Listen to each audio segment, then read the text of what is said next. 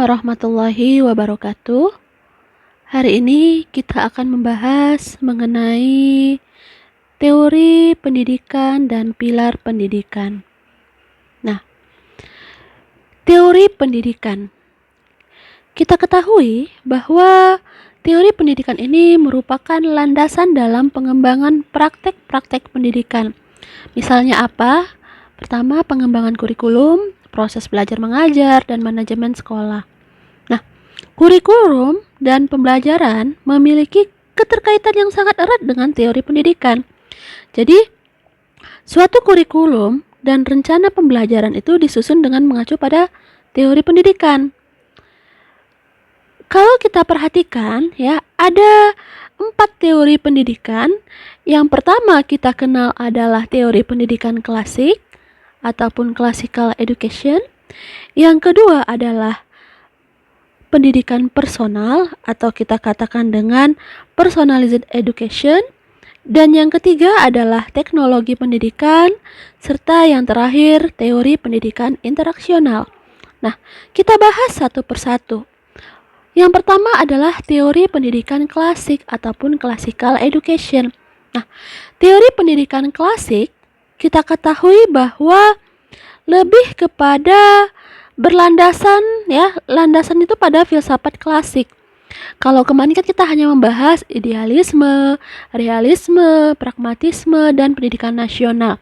Tetapi nanti Ananda akan mempelajari pada mata kuliah filsafat pendidikan, ya, bahwa ada lagi di luar yang namanya filsafat itu, ya. Apa saja? Jadi teori pendidikan klasik ini lebih kepada dia berlandaskan pada filsafat klasik seperti perennialisme, kemudian esensialisme, dan eksistensialisme yang memandang bahwa pendidikan itu berfungsi sebagai upaya memelihara, mengawetkan, dan meneruskan warisan budaya. Jadi, teori ini lebih menekankan peranan isi pendidikan daripada proses. Jadi, isi pendidikan ataupun materinya kita katakan, ya, diambil dari hasanah ilmu pengetahuan yang ditemukan dan dikembangkan para ahli dahulu, ya, yang telah disusun secara logis dan sistematis. Jadi, kalau dalam prakteknya, pendidik mempunyai peranan yang besar dan sangat dominan. Nah, jadi kita ketahui bahwa pendidik memiliki peranan yang besar dan lebih dominan pada teori ini, sedangkan peserta didik itu memiliki peran yang pasif. Jadi, kalau kita katakan pengembangan model kurikulum, ya, subjek akademisnya lebih kepada suatu kurikulum yang bertujuan untuk memberikan pengetahuan yang solid serta melatih peserta didik menggunakan ide-ide dan proses penelitian melalui metode ekspositori dan inquiry. Ekspositori itu adalah penjelasan, sedangkan inquiry itu adalah penemuan. Nah, kemudian kalau kita lihat lagi, ya, untuk teori klasik, teori pendidikan klasik ini, yang paling dominan adalah, ya, mohon diingat, yang paling dominan itu adalah pendidiknya. Sedangkan peserta didik memiliki peran yang pasif. Baiklah. Selanjutnya, yang kedua adalah teori pendidikan personal ataupun personalized education. Nah, teori ini, ya, bertolak belakang dari teori pendidikan klasik, ya. Jadi teori pendidikan ini bertolak dari asumsi bahwa sejak dilahirkan anak telah memiliki potensi-potensi tertentu. Jadi pendidikan, ya, harus dapat mengembangkan potensi-potensi yang dimiliki peserta didik dengan bertolak dari kebutuhan dan minat peserta didik tersebut. Jadi dalam hal ini, ya, kita ketahui bahwa peserta didik menjadi pelaku utama pendidikan, sedangkan pendidik berperan sebagai pembimbing, pendorong, fasilitator, dan pelayan peserta didik. Jadi kalau kita perhatikan ya, untuk teori pendidikan personal ini ya, eh, memiliki yang namanya dua aliran ya. Yang pertama adalah pendidikan progresif yang dicetuskan oleh Francis Parker, dan yang kedua adalah pendidikan romantik yang dikemukakan oleh Rousseau. Jadi, kalau untuk pendidikan yang kita katakan tadi yang namanya untuk progresif ya, lebih menekankan kepada peserta didik itu merupakan satu kesatuan yang utuh. Jadi kalau kita katakan materi pengajaran itu berasal dari pengalaman peserta didik sendiri yang sesuai dengan minat dan kebutuhannya. Jadi si peserta didik ini ya, dia merefleksikan ya terhadap masalah-masalah yang muncul dalam kehidupannya. Jadi berkat refleksinya itu ia dapat memahami dan menggunakannya bagi kehidupan. Nah, jadi kalau kita ketahui di sini ya, pendidik lebih merupakan sebagai ahli dalam memberikan metode-metode dan membantu perkembangan peserta didik itu sesuai dengan kemampuan dan kecepatannya masing-masing. Nah, sedangkan untuk yang pendidikan romantik lebih kepada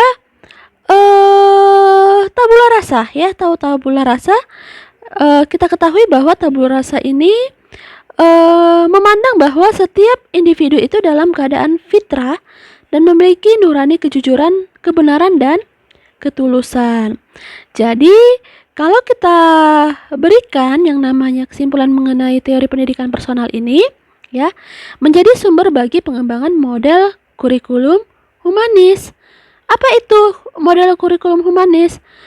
Merupakan suatu model kurikulum yang bertujuan memperluas kesadaran diri dan mengurangi kerenggangan dan keterasingan dari lingkungan dan proses aktualisasi diri. Nah, jadi kurikulum humanis ini merupakan reaksi atas pendidikan yang lebih menekankan pada aspek intelektual ataupun kurikulum subjek akademis. Nah, selanjutnya yang ketiga kita bahas adalah teknologi pendidikan. Oke, Anda lihat ya, contohnya sekarang ini ya seperti yang kita lakukan mengenai proses pendidikan kita sudah berbasis yang namanya dengan teknologi. Yang seperti kalian ini menggunakan yang namanya the digital education revolution. Jadi pendidikan itu lebih kepada nanti revolusi yang berbasis digital ya. Jadi seperti sekarang yang kita ambil ya, kalian mungkin melihat ibu secara ataupun mendengar suara ibu, kemudian kalian memperhatikan PPT yang telah disajikan. Jadi di teknologi pendidikan lebih kepada ya suatu konsep pendidikan yang memiliki persamaan dengan pendidikan klasik ya tentang peranan pendidikan dalam menyampaikan informasi. Namun antara pendidikan klasik dengan si teknologi pendidikan memiliki yang namanya perbedaan ya. Kenapa? Jadi dalam teknologi pendidikan itu lebih diutamakan adalah ini pembentukan dan penguasaan kompetensi ataupun kemampuan praktis, bukan pengawetan dan pemeliharaan budaya lama. Jadi maksudnya di sini dalam konsep pendidikan teknologi, isi pendidikan itu dipilih oleh tim ahli bidang-bidang khusus. Jadi isi pendidikan itu lebih kepada bentuk desain program ataupun desain pengajaran yang disampaikan dengan menggunakan bantuan media elektronika. Mohon diingat, dengan menggunakan bantuan media elektronika dan para peserta didik itu belajar secara individual. Nah, jadi apa fungsi si pendidik di sini, gurunya? Jadi fungsi pendidik di sini adalah sebagai direktur belajar, director of learning. Jadi lebih banyak tugas-tugas pengelolaan daripada penyampaian dan pendalaman bahan. Nah, jadi kalau kita lihat ya, teknologi pendidikan ini menjadi sumber untuk pengembangan model kurikulum yang kita katakan itu adalah model kurikulum yang bertujuan untuk memberikan penguasaan kompetensi bagi para peserta didik. Jadi, pembelajarannya ya dilakukan melalui metode pembelajaran individual, kemudian media buku ataupun media elektronik, sehingga ya siswa dapat menguasai keterampilan-keterampilan dasar tertentu. Oke, dan yang terakhir yang kita bahas adalah teori pendidikan interaksional. Oke, perhatikan ya, gambar juga nampak Ananda lihat, teman-teman lihat. Di sini pendidikan ya, pendidikan interaksional ini lebih kepada suatu konsep pendidikan yang bertitik tolak dari pemikiran manusia sebagai makhluk sosial yang senantiasa berinteraksi dan bekerja sama dengan manusia lainnya. Jadi kalau kita katakan ya, kita ketahui bahwa pendidikan itu merupakan sebagai salah satu bentuk kehidupan yang namanya ada kerjasama dan interaksi. Jadi kalau diperhatikan dalam teori pendidikan interaksional ini menekankan interaksi ya, coba diperhatikan menekankan interaksi dua pihak dari guru kepada peserta didik maupun dari peserta didik kepada gurunya. Jadi interaksi ini juga terjadi antara peserta didik dengan materi pembelajaran dan dengan lingkungannya. Oke, jadi bagaimana bentuknya ya, bisa seperti bentuk dialog, kemudian bisa dalam bentuk eksperimen ataupun lain-lainnya. Nah, jadi dalam pendidikan yang namanya interaksional ini lebih kita katakan belajar itu lebih sekedar mempelajari fakta-fakta. Jadi di sini peserta didik itu lebih kepada memahami yang namanya ataupun peserta didik itu mengadakan yang namanya pemahaman eksperimental dari fakta-fakta ya. Jadi dia memberikan bagaimana wujudnya itu dalam memahami konteks kehidupan ya, lebih kepada kita katakan dalam pendidikan interaksional ini lebih ya menekankan di sini menjadi sumber untuk pengembangan model kurikulum rekonstruksi sosial, di mana rekonstruksi sosial ini model kurikulum yang memiliki tujuan utama menghadapkan para peserta didik pada tantangan, ancaman, hambatan-hambatan ataupun gangguan-gangguan yang dihadapi oleh manusia. Jadi peserta didik ya didorong untuk memiliki pengetahuan yang cukup tentang yang namanya masalah-masalah sosial yang mendesak ataupun yang penting dan bekerja sama untuk memecahkannya. Oke, dari teori pendidikan, maka selanjutnya kita akan membahas mengenai pilar-pilar pendidikan. Nah, kalau kita ketahui ya, UNESCO merekomendasikan ada pilar pendidikan yang kita katakan itu ada ya, kalau dari UNESCO mengungkapkan ada 5 ya, ataupun kita katakan itu ada learning to know, kemudian learning to do, learning to be, learning to live together. Tetapi ada lagi di luarnya adalah learning how to learn. Nah, sekarang kita bahas belajar untuk mengetahui, learning to know. Oke. Nah, di sini learning to know ya bukan sebatas proses belajar di mana siswa ya mengetahui dan memiliki materi informasi sebanyak-banyaknya, menyimpan dan mengingat, namun juga kemampuan untuk dapat memahami makna di balik materi ajar yang telah diterimanya. Jadi di sini ya, kemampuan untuk dapat memahami makna di balik materi ajar yang diterimanya. Lalu kita katakan belajar untuk mengetahui ini adalah menjadikan seseorang ya mandiri, gemar membaca, mau selalu belajar, kemudian memiliki pertimbangan rasional yang tidak semata-mata emosional dan selalu curious. Curious itu adalah rasa ingin tahu untuk segala sesuatu. Atau nanti kalau kita katakan kepo ya. Jadi di sini lebih kepada yang kita bahas untuk learning to know itu kemampuan menangkap peluang untuk melakukan yang namanya pendekatan ilmiah yang diharapkan bisa berkembang yang tidak hanya melalui logika saja, tetapi kita lihat adalah kemampuannya itu mengaitkan dengan nilai-nilai spiritual. Lalu yang kedua adalah learning to do. Nah, learning to do ya lebih kepada ini akibat dari belajar untuk mengetahui, sekarang belajar untuk berbuat, learning to do. Nah, di sini yang kita perhatikan, peserta mampu berbuat untuk memperkaya pengalaman belajarnya.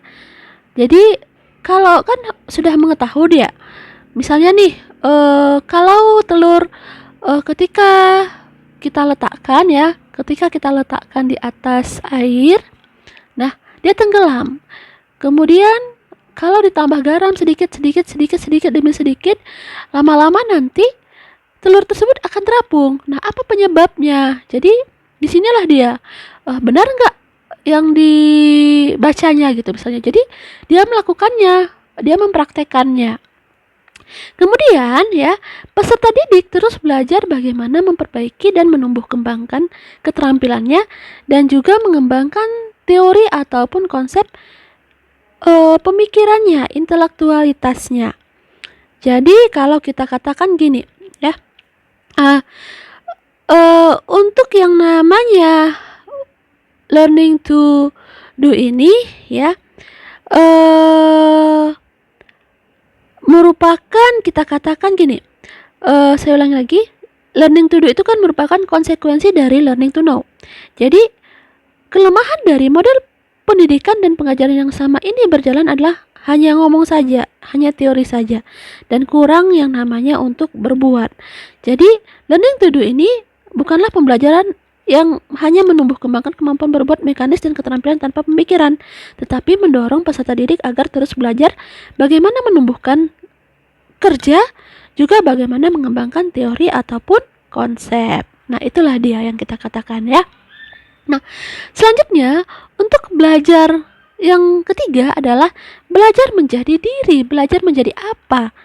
Learning to be. Mau untuk apa ya?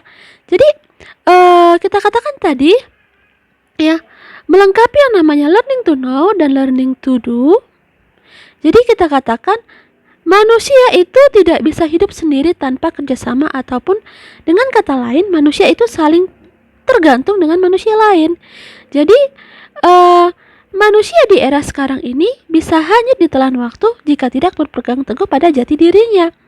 Nah, pendidikan ya hendaknya mampu membentuk perkembangan seutuhnya dari setiap orang, baik jiwa dan raga, intelijensinya, kepekaannya terhadap lingkungan misalnya, etika, estetika, tanggung jawab pribadi, dan nilai-nilai spiritual. Nah, dari hal ini ya, belajar menjadi diri ini membantu pengetahuan, kepercayaan diri, dan sekaligus membangun yang namanya jati diri. Jadi dari belajar menjadi diri ini mengembangkan fitrah dan potensi sebenarnya yang dimiliki oleh peserta didik. Nah, jadi learning to be inilah akan menuntut peserta didik ini menjadi ilmuwan sehingga mampu menggali dan menentukan nilai kehidupannya sendiri dalam hidup bermasyarakat sebagai hasil belajarnya. Dan yang keempat adalah belajar hidup bersosial. Ya, belajar hidup bersosial ini adalah learning to live together. Oke. Learning to live together, di mana di belajar hidup bersosial ini ya memberikan pemahaman pluralisme suku, ras, agama, etnik, dan bangsa itu sebagai makhluk sosial. Jadi, memahami kemajemukan dan melahirkan sikap-sikap positif dan toleran terhadap keanekaragaman dan perbedaan hidup. Nah, jadi kalau kita katakan tadi, learning to live together ini mengajarkan seseorang itu untuk hidup bermasyarakat dan menjadi manusia berpendidikan yang bermanfaat bagi dirinya sendiri maupun masyarakat maupun bagi seluruh umat manusia. Jadi, kesempatan berinteraksi dengan berbagai individu ataupun kelompok individu yang bervariasi akan membentuk yang namanya kepribadian belajar ya, kepribadian pembelajar untuk memahami kemajemukan ya, baik agama, suku, ras, etnik, dan melahirkan sikap-sikap positif dan toleran terhadap keanekaragaman dan perbedaan hidup. Nah, selanjutnya di luar dari yang tadi learning to live together itu ada learning how to learn. Jadi, learning how to learn ini lebih kepada proses belajar itu tidak boleh berhenti begitu saja. Meskipun seorang pembelajar itu telah menyelesaikan sekolahnya, seorang siswa itu telah menyelesaikan sekolahnya. Jadi, kalau kita katakan ya di sini manusia itu hidup pada hakikatnya adalah berhadapan dengan masalah. Jadi, setiap manusia itu dituntut untuk menyelesaikan yang namanya masalah. Satu masalah terjawab, 1000 masalah menunggu untuk dijawab. Jadi, learning how to learn ini akan membantu peserta didik pada kemampuan untuk dapat mengembangkan strategi dan kiat belajar yang lebih independen ataupun mandiri, kemudian kreatif, inovatif, efektif, dan efisien, dan penuh percaya diri. Karena masyarakat adalah learning social ataupun kita katakan masyarakat itu merupakan tempat pembelajaran. Jadi orang-orang yang mampu menduduki posisi sosial yang tinggi dan penting, mereka itu adalah yang mampu belajar terus-menerus. Jadi, learning how to learn ini memerlukan model pembelajaran baru, yaitu dengan pergeseran dari model belajar menghafal atau kita katakan menjadi model belajar mencari ataupun meneliti.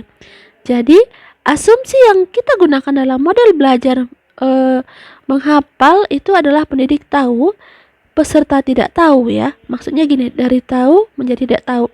Jadi, kalau pendidik memberi pelajaran, peserta didik menerima.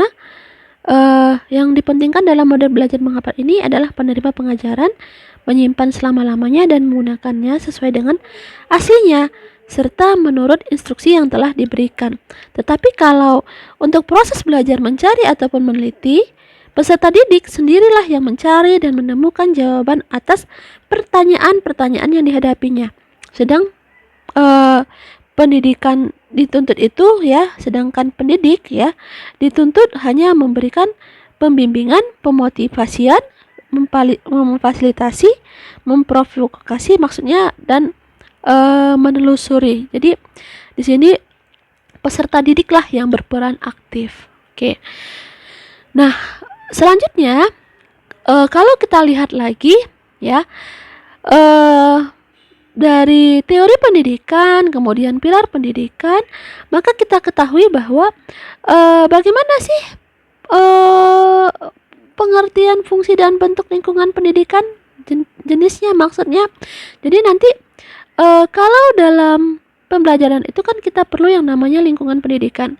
Jadi lingkungan pendidikan ini merupakan segala sesuatu yang ada di luar diri anak dalam alam semesta ini yang menjadi wadah atau wahana, badan atau lembaga berlangsungnya proses pendidikan yang merupakan bagian dari lingkungan sosial. Inilah yang kita katakan sebagai sumber belajar. Nah, jadi alam ini merupakan tempat pembelajaran kita. Selanjutnya dari pengertian lingkungan pendidikan ini, kita akan melihat fungsi lingkungan. Jadi fungsi lingkungan pendidikan ya. Fungsi lingkungan pendidikan ini lebih kepada membantu peserta didik dalam berinteraksi dengan berbagai lingkungan sekitarnya, baik fisik, sosial, dan budaya. Dan utamanya itu berbagai sumber daya pendidikan yang tersedia agar dapat dicapai tujuan pendidikan yang optimal. Jadi selain itu, dengan adanya penataan lingkungan pendidikan ini ya tersebut, agar proses pendidikan itu dapat berkembang efektif dan efisien. Dan kita lihat lagi ya, bentuk lingkungan pendidikan itu ataupun jenis lingkungan pendidikan itu nanti bisa kalian ketahui. Kita akan pelajari minggu depan ataupun nanti kita akan pelajari juga. Ada pendidikan informal, pendidikan formal, dan non formal. Dan yang terakhir ya, materi ini bersumber dari Bapak Nasruddin MPD. Nah, demikian untuk pertemuan hari ini yang membahas tentang teori pendidikan dan pilar pendidikan. Mohon diingat, teori pendidikan itu ada 4 tadi yang kita kenal. Yang pertama adalah teori pendidikan klasik, pendidikan personal, teknologi pendidikan, dan pendidikan interaksional. Sedangkan untuk pilarnya, ya, pilar pendidikan yang harus kalian ketahui adalah learning to know, learning to do, learning to be, dan learning to live together, ditambah dengan learning how to learn. Demikian pertemuan kita. Nasrun minallah wa fathun qarib wa basyiril mu'minin. Assalamualaikum warahmatullahi wabarakatuh.